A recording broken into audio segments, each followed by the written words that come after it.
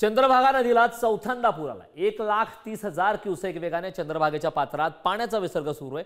त्यामुळे भीमा नदीकाठच्या नागरिकांना सतर्कतेचा इशारा देण्यात आला आहे।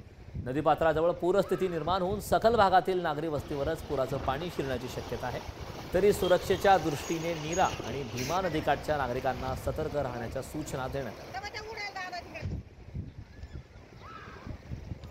यापूर्वी आपलं 1.25 लाख क्युसेकला जी व्यासनारायण झोपडपट्टी आहे त्याच्यामध्ये पाणी शिरत होतं, परंतु गेल्या वर्षीच्या अनुभवावरून 90,000 क्युसेकलाच ही तयारी ठेवावी लागेल, कारण काही नदीपात्रात आणखीन सखल भागात काही तात्पुरत्या स्वरूपाचे शेड नव्यानं झालेले आहेत। त्यामुळे नगरपालिका यंत्रणा सतर्क आहे। मुख्याधिकारी यांच्याशी मी बोललेलो आहे। तिथल्या नागरिकांना धोक्याच्या सूचना देणं आणि स्थलांतरित करणं ही कारवाई दुपारनंतर सुरू होईल, परंतु त्यांना आत्ताच सूचना देण्यात येत आहेत।